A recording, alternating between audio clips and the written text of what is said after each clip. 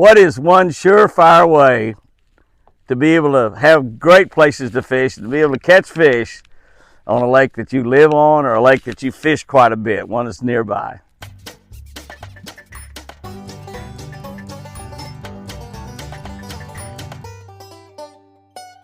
Good morning, guys and girls. December 2nd, reading from a Catch a Better Life book on the Catch a Better Life channel on YouTube.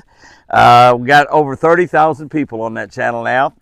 Some of the best people in the world. If you're not subscribed to Catch a Better Life channel on YouTube, subscribe to that channel right now. We have 3 YouTube channels. Make sure you're subscribed to all 3 of them. Make sure you're subscribed to all 3 of them. If you're a Facebook person, Jimmy Houston Outdoors, all capital letters on Facebook. Over 600,000 people on that Facebook page. About 100,000 people on our TikTok page. So if you're a TikTok person, subscribe to Jimmy Houston Outdoors on TikTok. All of that stuff's free. All of that stuff's free. Today we're looking at Matthew 16:24.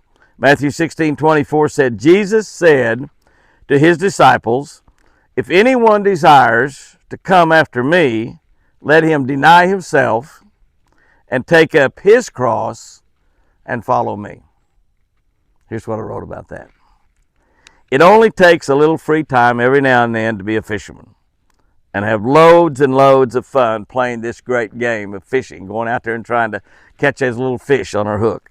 We don't need to know much about fishing at all, and we all start at some age with little or absolutely no knowledge at all about how to catch a fish. Becoming a top-line professional tournament fisherman takes a ton of commitment, almost beyond our capabilities. That's just how difficult it is to become a really top-line pro. It's just almost impossible.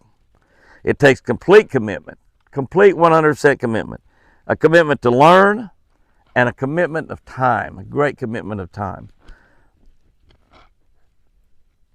I competed so hard in those early tournaments that I fished that if I didn't have a pretty good string of fish going by 9 or 10 o'clock in the morning, I would get physically sick and throw up over the side of the boat. Just from competing so hard, just being so concentrating so hard on what I was doing. That's the kind of commitment that it takes. And I got over that as the years went by, but it hung in there for quite a while. Jesus first mentioned the cross to his disciples earlier in the book of Matthew. This is Matthew 16 here we're looking at.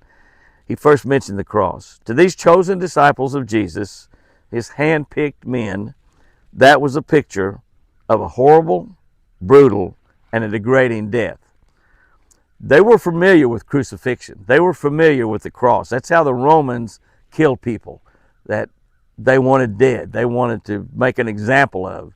The people, the murderers and outlaws and criminals, the worst of the worst kind. That's how they killed them, was crucifixion, terrible death. Was Jesus actually asking for a commitment that included such a physical death? Was he actually asking his disciples that? Can I tell you? Yeah, he was. Yes, he surely was.